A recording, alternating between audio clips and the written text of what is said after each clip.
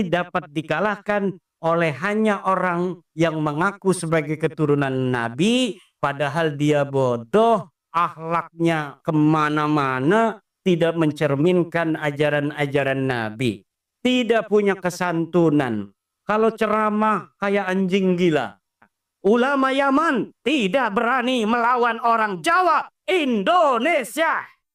Ayo kita, nggak apa-apa kamu bukan orang sini, haplogrupnya beda dengan kita juga. Kita anggap saudara di Indonesia. Tapi jangan bodohin anak-anak Nusantara, jangan ngaku-ngaku cucu Nabi, minta-minta duit, keliling-keliling dawir. DNA-nya Najwa Shihab itu silahkan lihat di Google, 48% orang India.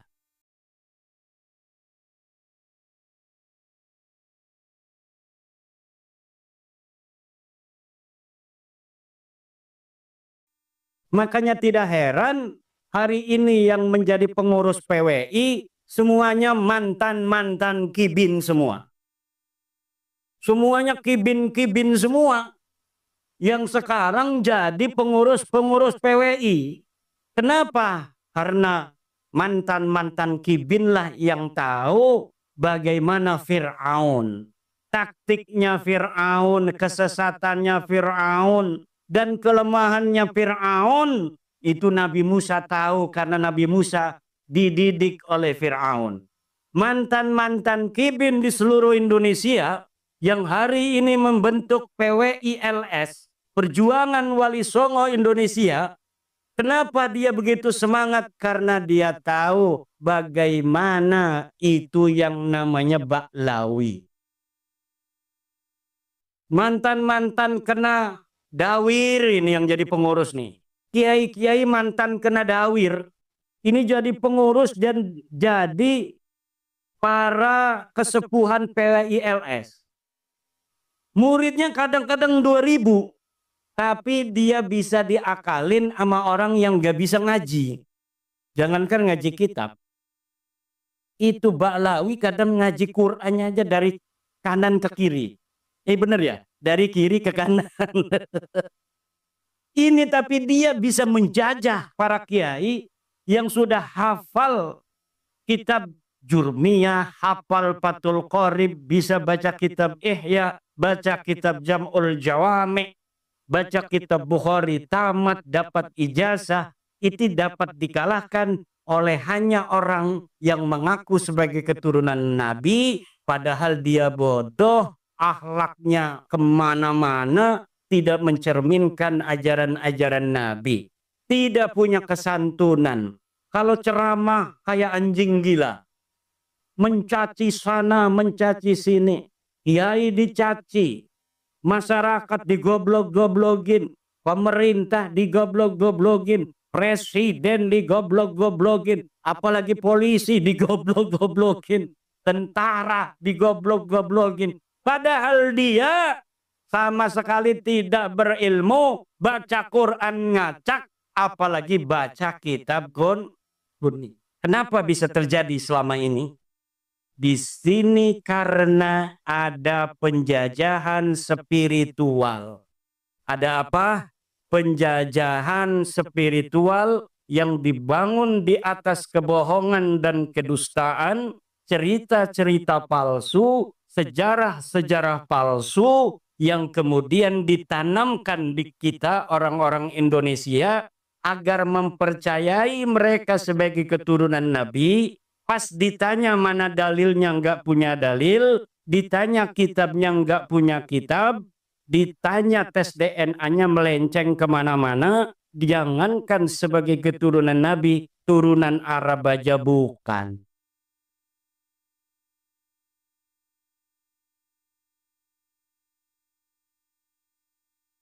Ini tepuk tangan maksudnya apa, Kiai? Ini tepuk tangan tuh maksudnya apa? Cocok? Bu, cocok? Setuju, Bu? Habib bukan turunan Nabi, setuju? Sebelah sini, Habib bukan turunan Nabi, setuju? Yang keras. Saksikan, udah 2 kali menyaksikan orang Purbalingga sudah bersaksi. Sekarang merembet ke Banjarnegara. Ashadu anna Ba'lawi laisu min durriyatin Nabi sallallahu alaihi wasallam. Ayo bareng-bareng. Ashadu anna Ba'lawi laisu min durriyati Rasulillahi sallallahu alaihi wa alihi wasallam. Aku bersaksi bahwa sesungguhnya Ba'lawi,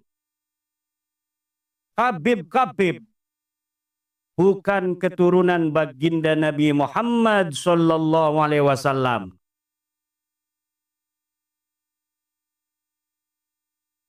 Dan ini bisa dipertanggungjawabkan secara ilmiah, zahiran wa batinan, dunia wa ukhra. Di dunia dan di akhirat. Kenapa? Karena ini berbasis metodologis, epistemologis yang jelas. Dari kitab nasab yang sudah ditulis para kiai, para ulama masa lalu. Dari mulai abad ketiga Hijriah sudah ada kitab nasab. Abad keempat Hijriah sudah ada kitab nasab. Keturunan Nabi semuanya itu dicatat, Bu. Rapi pencatatannya dari masa lalu. Tetapi tidak ada yang mengkonfirmasi leluhur Ba'lawi para Habib ini yang ada di abad keempat Hijriah yang namanya Ubaidillah. Tidak ada satupun ahli nasab yang kitabnya sekarang bisa kita baca itu di internet. Karena zaman ini zaman kita bisa mengakses semua kitab-kitab masa lalu. Tidak ada satupun kitab nasab yang mencatat Ubaidillah leluhur Habib-Habib ini sebagai keturunan baginda Nabi besar Muhammad sallallahu alaihi wasallam. Kapan munculnya mereka ngaku jadi turunan Nabi? Padahal leluhurnya katanya lahir di abad keempat Hijriah. Mereka ngakunya baru tahun 895 Hijriah. 550 tahun setelah keberadaan orang yang diaku.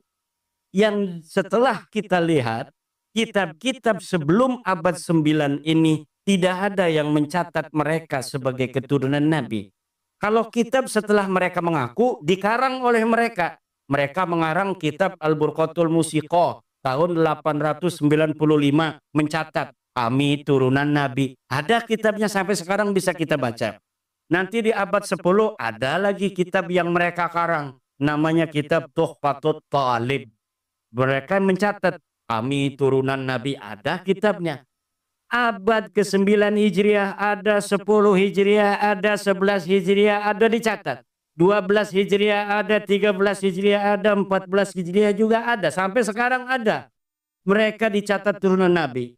Tapi mulai dari abad mereka mengaku, sebelumnya tidak sama sekali dicatat mereka sebagai keturunan Nabi. Leluhur mereka yang katanya wali, faqih, muqaddam, sahib, mirbat, semuanya tidak terkonfirmasi sebagai keturunan Nabi. Bahkan menurut sejarah, kitab-kitab sejarah yang dapat kita baca di Yaman, tidak ada di Yaman orang yang bernama faqih, muqaddam.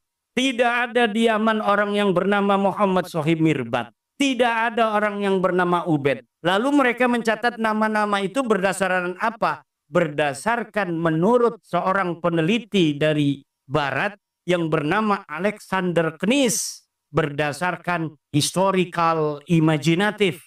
Yaitu sejarah imajiner yang ditulis berdasarkan hayalan semata.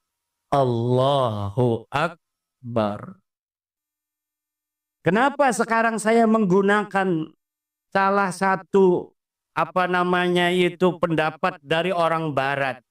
Karena pendukung mereka namanya Rumel Abbas sekarang menggunakan orang Barat. Menggunakan kiai dari Mesir, saya bantah. Syekh Ali Jum'ah, tidak bisa jawab, itu orang Mesir.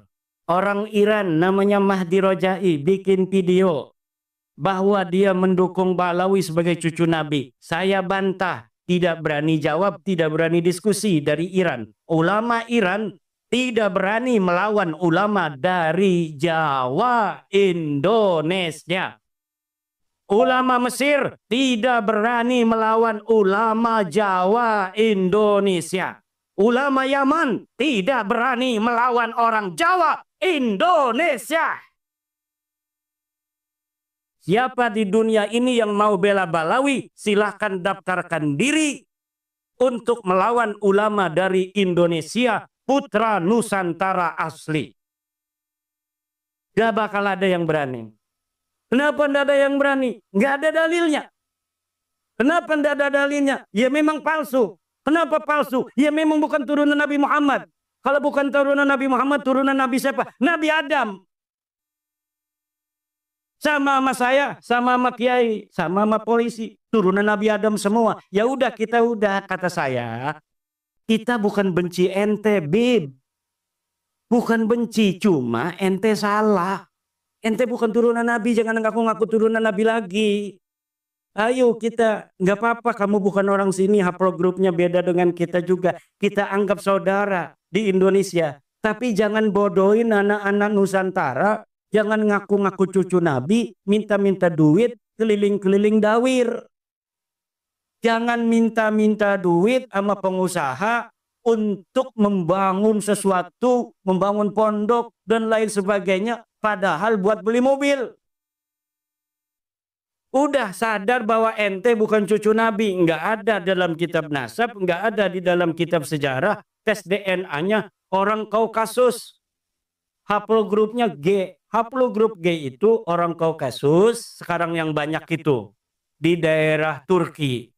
Orang India di daerah Pakistan yang berbatasan dengan Afghanistan, suku Kalas. Ini Ba'lawi ini miripnya dengan orang suku Kalas di India, daratan India. Sekarang masuk ke Pakistan. Makanya wajahnya mirip wajah India. Dan siapa namanya itu? Reporter dari Ba'lawi perempuan, Najwa Shihab, itu telah dites DNA 48% DNA-nya orang India. DNA-nya Najwa Shihab itu silakan lihat di Google, 48% orang India.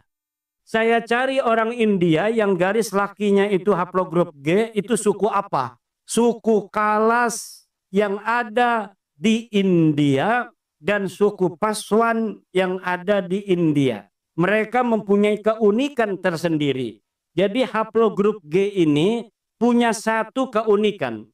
Dulu ketika mereka masuk agama Yahudi di abad 10 Masehi, mereka mengaku keturunan Nabi Ishak yang ke-13.